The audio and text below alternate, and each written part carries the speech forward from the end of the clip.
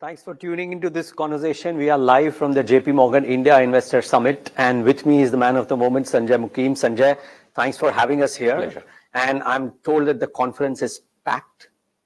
Well, Niraj, it is an indication of the interest in India, I suspect. Of course, we used to do the conference in Delhi every year. We've moved to Mumbai this year. But I would argue that it's not just a change of location which has helped. In the sentiment for Indian markets remains very strong. There's a lot of interest from people who want to come to India, explore the market, look for opportunities, especially with the mid-cap rally that we've seen in the last 5 odd months.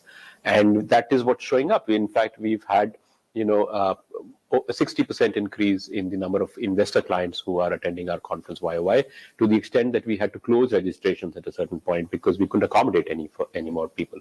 So yes, it is hot.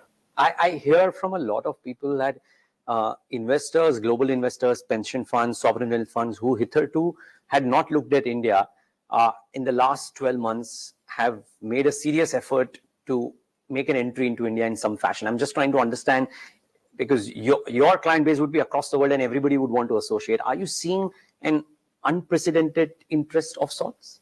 We've seen this before, Niraj. And let me put it in two ways. So yes, that sentiment is true, and there are two reasons to my mind for it. One, of course, the Indian market has momentum, and this is different from, let's say, the North Asian markets, especially in China. So if you're an EM fund manager, you can see on your screen every day that your India stocks are doing well and the China stocks are not doing well, or your portfolio is not doing well, and therefore you are pulled in the direction of looking at this country. Additionally, the challenge for most fund managers, at least the EM long-only fund managers, is that they hesitate paying high multiples. Because if you can buy a staples company at X in India, you can buy it at 0.4X in another EM country. And therefore, they have this anchoring issue, saying, look, why should I pay so much for an Indian stock? And therefore, there is this consternation, a push and a pull, Niraj, to say, look, I must do India because India is doing very well. But can I find something in the market that makes sense? And that becomes a bit of a challenge. And then they have the man who, through the JPMorgan label, is telling them that, hey, hang on, because I'm not necessarily all that bullish. That was your stance the last time that we spoke, that you don't believe that the valuations permit great returns in India in the near term. Does that still stay? So we were tactically bullish in March, and we turned cautious end July. Right. And the reason for that, Niraj, was not valuations, it was actually liquidity.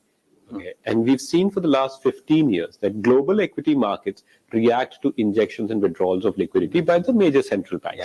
Yeah. In March, the Fed injected liquidity for the bailout of the small banks. We saw the market start to rally, growth started to rally, mid-caps in India started to do well. Starting July, June, you started to see the liquidity withdrawal happen as well. And this is for a shorter term trade. Our research has been very clear. Valuations are your second filter. The first filter is earnings momentum, which is then amplified and multiples by the liquidity phenomenon. So will I be positive now? The answer is no, because we continue to see liquidity withdrawal by central banks happening for the next several months, right, which should put a lid on equity upside here on. Right. Sanjay, does the very recent Fed narrative also come into conversation very actively in this conference for you? It does. But the challenge, Niraj, is everybody knows it. Right. So there's no incremental data point to discuss on what the Fed is saying, right? Because when you're at an India conference, you want more bottom-up ideas. You want to talk to companies. You want to figure out what's going on. Are Diwali sales likely to be strong or not? What are the policy implications of higher oil prices or weaker rainfall and so on? That's the sort of conversations you'll have at the JPM conference. The Fed is something that everybody already understands in the background.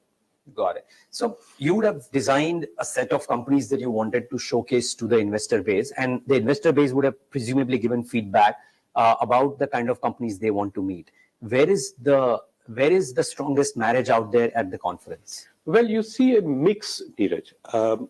And you're right, that's exactly how it works. People have requests, we tend to make suggestions, and then it kind of matches in the middle.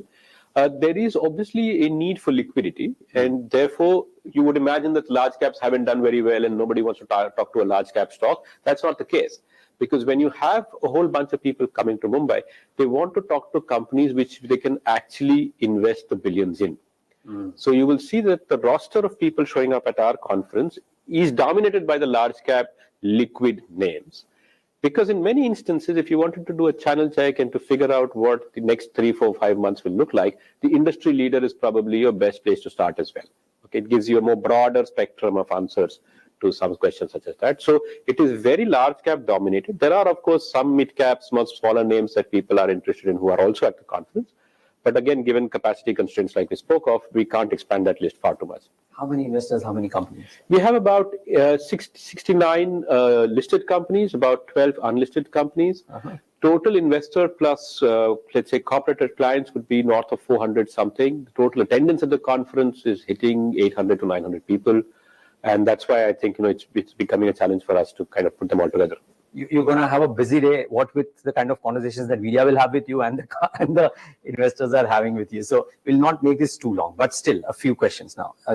Sanjay, based on your assessment of what market returns are likely to be because of the overarching factor of liquidity, where is it that you still find comfort to be able to tell your investors at the conference that these are the pockets that you as a team strongly believe still have a chance of outperformance in an otherwise sideways to a faltering market? Okay, so there are 2 or 3 answers to that question. Okay.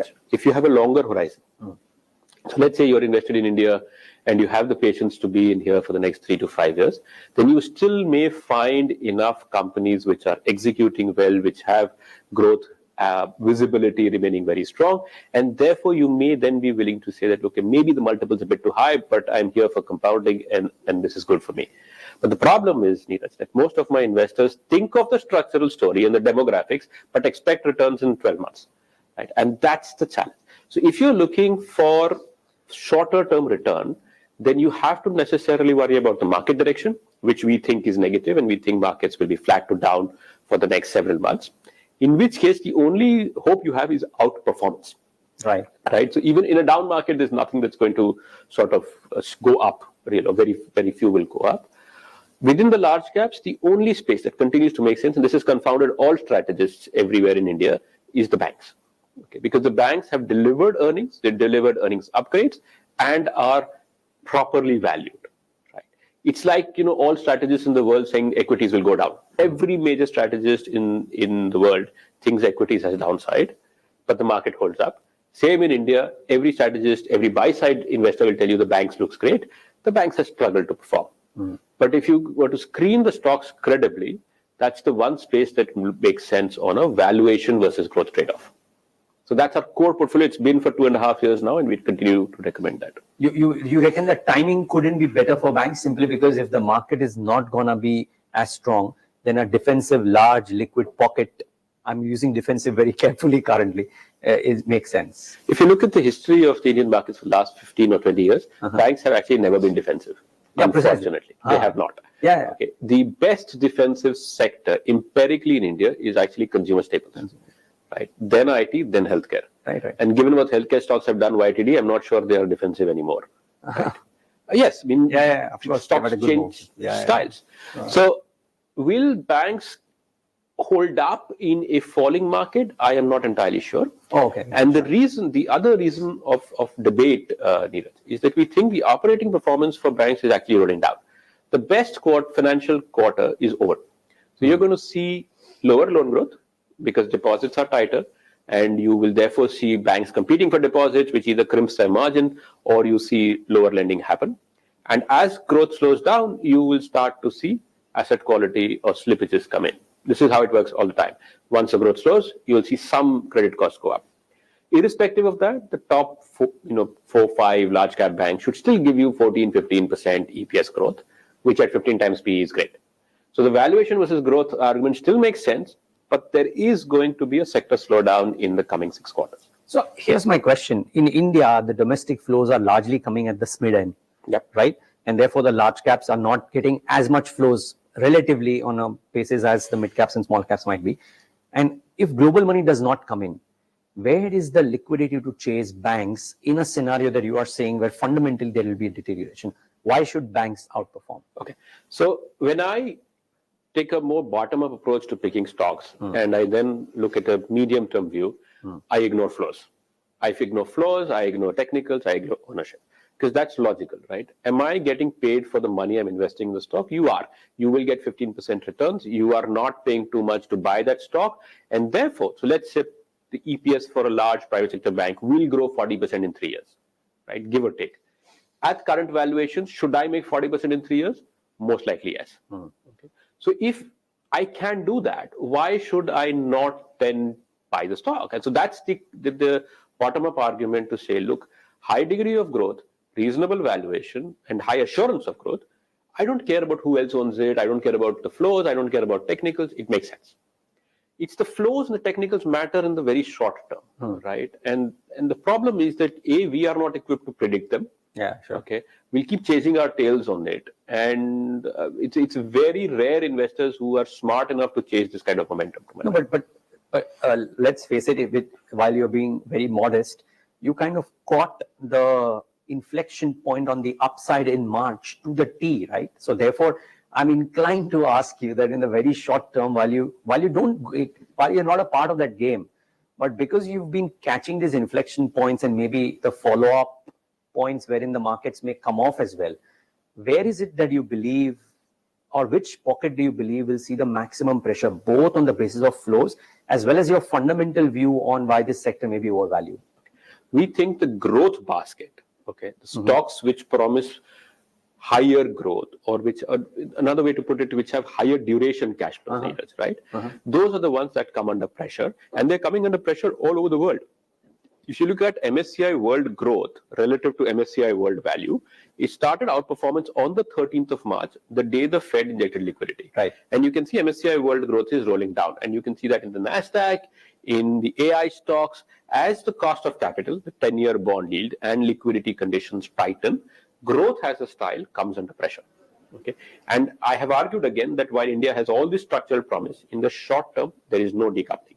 So even in India, that growth basket will come under pressure as globally growth does badly.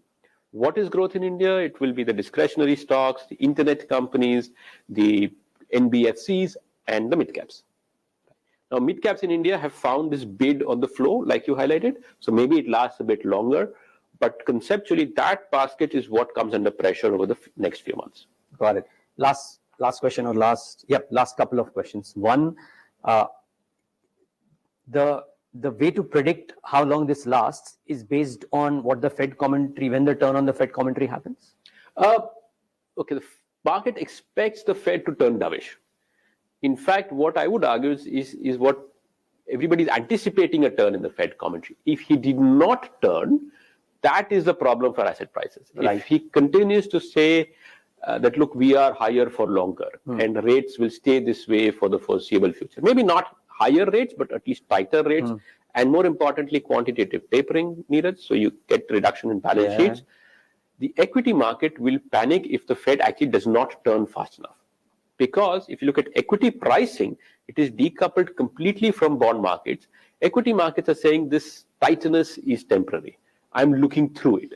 So if you were to readjust that view and say, look, maybe it is not temporary, and maybe bond yields will stay 5% or 4.5%, that's when equity pricing will come under pressure. Yeah, no, so my question is, because if I was reading a note which said that, I mean, if you look at from the 70s onwards, a 4.5 is not actually a really dramatically high number. Maybe it's an average. So my question is, so this quote unquote bearish narrative, I'm not calling it bearish, but for lack of a better word, when does that change? Is it completely dependent on when Fed actually turns dovish? Yes. Now, if you take a slightly longer term view again, it is very difficult conceptually for the US economy to sustain these high rates. See, the equity market is not stupid. You take a longer term view, you know that 4.5%, 5% bond yields are not sustainable because your economic growth in the US is probably a 2% number sustainably. It's not a 4.5% number. The inflation should therefore settle down lower. And more importantly, the fiscal cannot afford 5% bond yields because the deficits are very high. If you refinance your bonds at higher rates, which will start to happen in the next couple of years, then the interest cost to tax ratio will deteriorate significantly. So everything points to the fact that rates must go down. Okay, it's in 2027 or 28 or some sort of horizon out there. Will they go down the next 6 months or 8 months is the debate that we're having, right? So the equity markets are right in the long term to say that rates cannot stay at 4.5%, 5%. Right. But tactically, Sanjay, you reckon that yes, they'll be under pressure yes, if they start repricing this way? That's right. And when the Fed turns, the commentary is when the meaningful uptick, whenever it happens, has to happen. So the phrase we use at JPMorgan globally is the Fed is boiling the frog. Right. It's turning the heat up gradually every day. One day, the frog panics. That's when the Fed backs out. So you will need some sort of a panic or a crisis for the Fed to have the justification to dial things down. Okay. My final question. There are a bunch of very interesting conversations lined up out here, I'm sure. Thematic at that too, which are the one or two that you're looking for the most? Well, I think all of them. We have curated a Sorry, whole bunch of, to ask, but it is. And there's a lot of speakers we have. We have macro speakers who will talk about the economic situation in India and globally. We have corporate leaders. In fact, people who don't typically go to conferences are coming and are presenting their views. So I think you have a great mix of both bottom up and top down. So I wouldn't pick within any of these leaders. I think all of them are worth attending. Great. I look forward to doing some of those as well. But Sanjay, thank you so much for having us at your conference and all the best for a good conference. Thank you. Pleasure to be here. Thank you. Likewise, and viewers, thanks for tuning in.